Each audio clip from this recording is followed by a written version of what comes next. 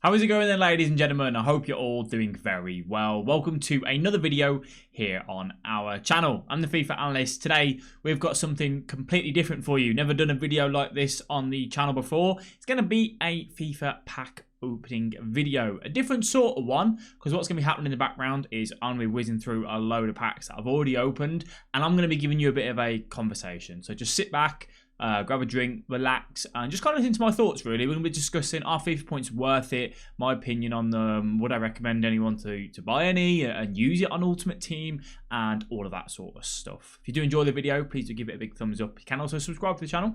We upload twice a day at 8 AM and 8 PM UK time. A link in the description for the Twitch, Twitter, all that sort of stuff indeed. So then, FIFA points. If you don't know, what are they? Essentially, you can purchase something called FIFA points, which you can buy on the game, which you can then use to open packs. Packs will include players, it would include club items, kits, not fitness card, contracts to help you maintain your club. It's a very, I'm not going to say effective, it's a way of playing the game, and well, it's a way of you buying them and not having to play the game. You know, if you want to play a game and you want to get coins, you have to play the game. You can get coins by selling those players and selling those items instead of playing the game.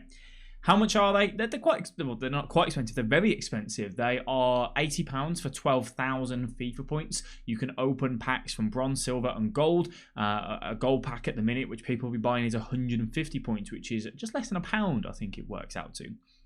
And from those, you can see, that's what I'm opening now in this video. You are going to get an idea of what am I unpacking from these particular packs. Bearing in mind that each pack is worth less than £1. EA do give you the probability to let you know exactly what's the percentage of you packing an 84 plus and over, and it's something like 4.7% if I remember correctly. So that means for every 100 packs, we have got 4.7% chance of getting an 84 plus. Now, it doesn't work that way, because sometimes you might open 3 or 4 packs and you'll get 2. And then other times you might open 100 and you won't get on. Obviously, it's all based on that particular pack and how it is. They are completely random, so to speak. And yeah, so first of all, do I think they are worth it? That's the first big question people are going to be asking me. And my honest answer is absolutely not. I am opening these now. You might be sat here going, you hypocrite! You're telling me they're not worth it, but you're opening them. Yes. If this wasn't my job, I personally would not be opening FIFA points. And you might be going, we don't need to open it if it's your job. You're absolutely right. No, I don't. However, I run 2 accounts. I run a Road to Glory, where I spend no money on that account, and I try and make it relatable to you guys. I now have this other account where we do put some FIFA points on. The reason being, I want to be able to make content around that account. So that means doing squad builders, player reviews, and all of that sort of stuff as well. We are a good FIFA player. Yeah, last year we did get verified straight away. It does mean that if I get verified on this account, I can have a chance at competing in the events. The pro scene is dominated by basically, my words is what I say, who's got the biggest dick, who can go out there and, you know, show their wallet out, really, because that's what it is. And I'm being truthful with you there, and if you don't like it, you don't like it, sorry, but it's basically who's got the biggest wallet. Yeah, they'll screenshot going around going, look at how many FIFA points I've spent. It's sickening at the end of the day. The pros have to do that to compete, but that's a topic for a different one. And yeah, that's the reason why we have spent some money on our FIFA points for that particular account. Why are they not worth it? Because when you look at it, that it's under £1 per pack, and the chances of you getting something, an R9, a Cristiano Ronaldo, a Messi, a Neymar, it's an absolute disgrace on the actual return of what you get from it. My biggest, you know, bugbear with FIFA points is A, that they're not regulated to protect children. They're not regulated to protect anyone that might have a gambling problem, because it is gambling, in my personal opinion. You load the money on and you constantly think, next pack, next pack, next pack. I've done it here where I've gone, I'm going to save so many FIFA points for drafts, and I've gone, just open some more, just open some more, just open more. They get very addictive, and you need to know when the fun stops to stop. So that's my biggest, you know, kind of personal problems with them. The fact that they are expensive, you don't actually get that much back from return. Yes, it helps you manage your club, but there's other ways that you can make coins on this game. Now, my argument back to that argument is, people might not have that time. So I can sit here and I can play 10 hours a day of FIFA a day. You might be 17 watching this. You might be at college. You can play 6 hours a day, whatever it is.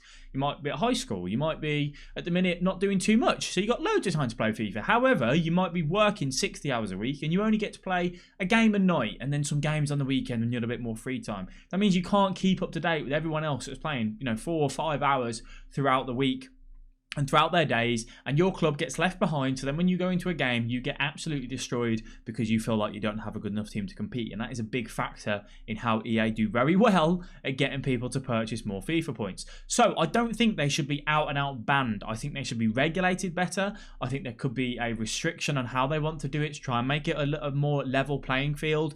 I don't know, but I certainly think they could regulate them better, help protect the children, help protect people with gambling problems, anyone that's getting into any issues. And if you are getting into any issues, please do share. If you feel happy enough, put your comments down below. If you've suffered with them in the past, because it is, I've done it myself where I've spent too much money on FIFA points. I've contacted EA to say, can you stop allowing me to purchase FIFA points? No, sorry, we can't do that. I believe now if you contact EA, they will put a restriction on your account on how much you can spend or something like that. That was something that I pushed for quite a lot at the start of the year, along with many, many others, and it seems like that has kind of come into place, which I'm really, really happy with. But I still think there should be more done. So I'm not asking for them to be banned, but what I'm trying to do from this purpose of this video is to show you guys, look at how many packs that I'm opening here and look at how bad the pack rate is and what I'm getting. We've opened so far 48,000 FIFA points, and I have about 1.5 million in coins to kind of sit for that. Our best players have been a 91 All Black, who's a goalkeeper, who sells for nothing. We've packed 2 Marco Reus, who sells for 80k. We have packed a Bale, and that really, in terms of value, and we packed a Joe Gomez, from League SBCs, not even from FIFA points, from League SBCs. So they are not worth it on that front. Now, if I haven't put you off and you're thinking, I still want to buy them, I've got a bit of spare money, I'm happy that I can spend money on FIFA points and I can control it, and I really want to get some and I want to get my club started, that's absolutely fine. I've got no issues with anyone doing that, right? It's completely fine. How would you best spend them? The best way to spend them is to use them on drafts. If you can use them on drafts, you get to have fun playing the game, you get to use cards that you haven't used yet, you get to use formations you haven't used yet, and you get better packs in return. I went and won a draft earlier on, bearing in mind I've opened 48,000 FIFA points, and that's all we've had. I went and won a draft earlier on, and I packed Lucas Moura from it. Lucas Moura, 83 rated card when we won that draft, but he sold for 80, 90k. So you get better packs back in return, and even if you don't make it all the way to the final, if you can make the second round, you'll still have a better chance of getting something in some of those packs than you would in just opening a 150 FIFA point pack, 150 FIFA point pack, which is a 7.5k pack. So that's how I'd recommend doing that if you wanted to.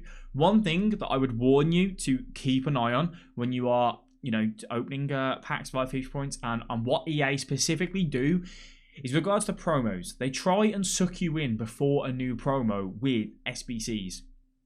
They want you to spend your money, your FIFA coins on SBCs and have nothing left in the club and get that new flashy card that's come out that looks good. It's got a good card design. You want it. And then 2 days later, they release either a better SBC or a new promo comes out and they want you to obviously go ahead and buy FIFA points. And again, don't get mixed messages here. If you are comfortable and you're happy with the money that you're about to put on, that's absolutely fine. You can enjoy it. For me, right, if I looked at this and went, I don't do much for my spare time. I've never been one to go to the pub, go out, whatever. If this is your hobby and you want to put some money on it every weekend or every couple of weeks, that's not a problem, guys. That's not a problem.